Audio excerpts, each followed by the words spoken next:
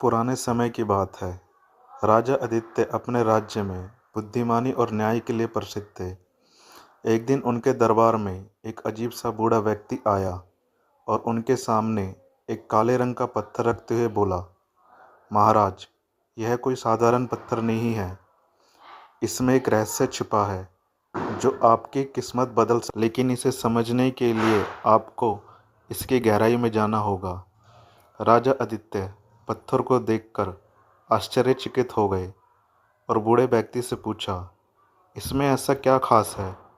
बूढ़ा बोला, महाराज, इस पत्थर में ऐसा जादू है कि जो भी इसका सही उपयोग करेगा उसे अनंत शक्ति प्राप्त होगी, लेकिन अगर इसे गलत तरीके से छुआ गया तो यह पूरी तरह से तबाही मचा सकता है। राजा सोच में पड़ गए कि इस पत्थर में ऐसी कौन सी शक्ति छिपी है। वह असमंजस में थे कि इसे कैसे आजमाया जाए। बूढ़ा व्यक्ति बोला, इस पत्थर के अंदर छुपे रहस्यों को जानने के लिए आपको इसे रात के अंधेरे में अपने महल के पीछे वाले जंगल में ले जाना होगा। वहाँ इसे धरती पर रखने से इसका असली रूप प्रकट होगा। राजा ने विश्वास पात्र मंत्री को इस योजना की जानकारी दी।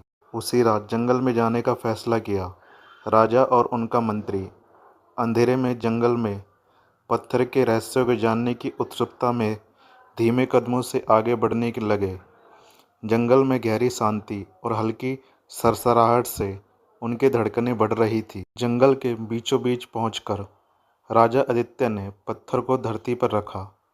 कुछ ही पलों में पत्थर चमकने लगा। उसमें से एक नीली रोशनी निकली। उस रोशनी के बीच एक आवाज़ गूंजी, जो इस पत्थर का राज जानना चाहता है उसे अपनी सबसे अनमोल चीज़ की कुर्बानी देनी हो।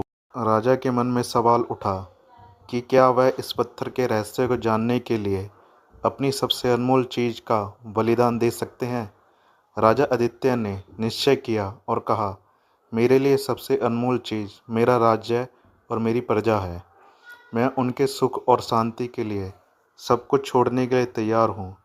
जैसे ही राजा ने यह कहा, पत्थर से एक सुनहरी चमक निकली और वो धीरे धीरे गायब हो गया। बूढ़ा मुस्कुराते हुए बोला, अचानक प्रकट महाराज हुआ, आपने परीक्षा पास कर ली है। इस पत्थर में कोई जादू नहीं था, यह केवल आपकी निष्ठा और त्याग की परख थी। आपका राज्य अब हमेशा सुरक्षित रहेगा।